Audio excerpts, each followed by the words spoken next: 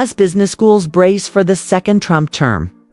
Like many U.S. business school deans, Rowanava is keeping a close eye on statements from the White House as he watches for any further changes to immigration policy by President Donald Trump's new administration.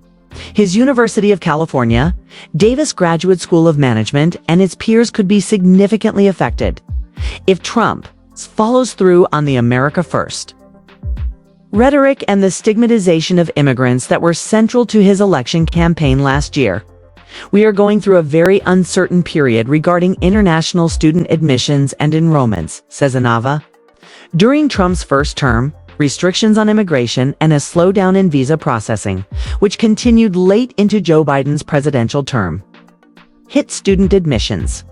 Since then, Republican sentiments have further hardened towards universities, with fresh scrutiny of curricula, campus policies, and the value for money that degrees offer graduates in their job hunting.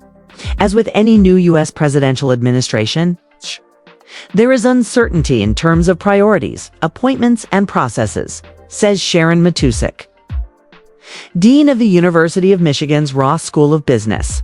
These add to technology, a shifting geopolitical landscape, the changing labor market, environmental challenges, and social issues we have already been collectively grappling with.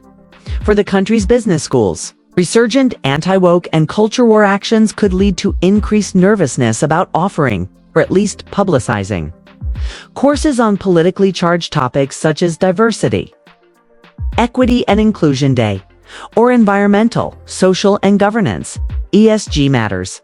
Judy Samuelson, executive director of the Aspen Institute Business and Society program, expects relatively little impact because of modest take-up of these themes in the U.S. "I'm not so sure how much was being done to begin with," she says.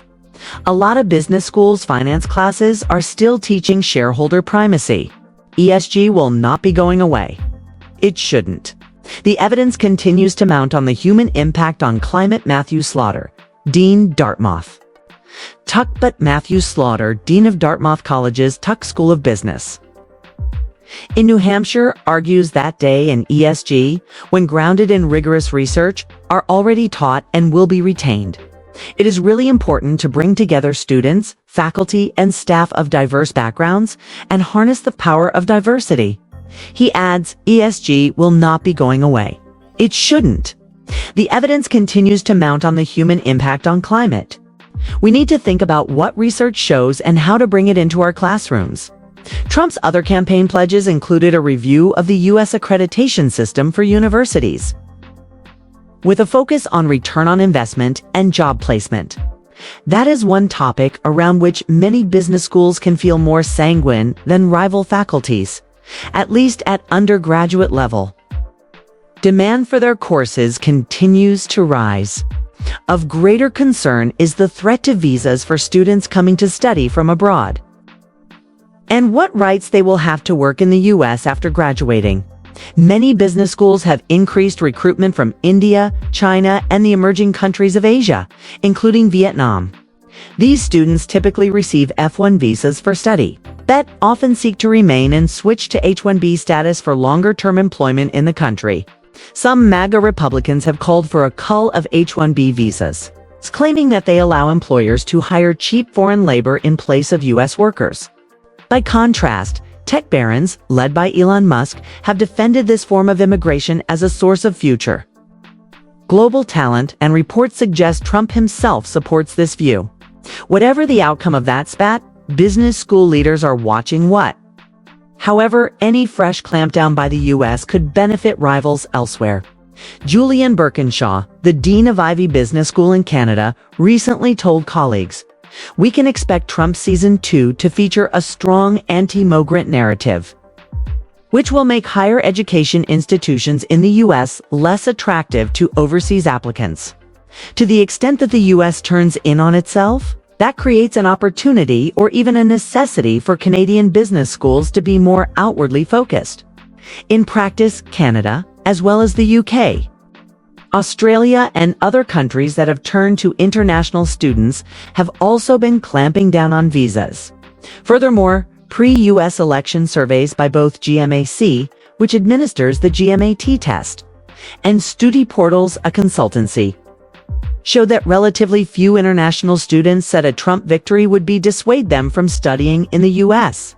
Back in the U.S., Andrew Caroli, Dean of Cornell University's S.C. Johnson College of Business in New York State, says, "I keep my focus on actual things that might happen.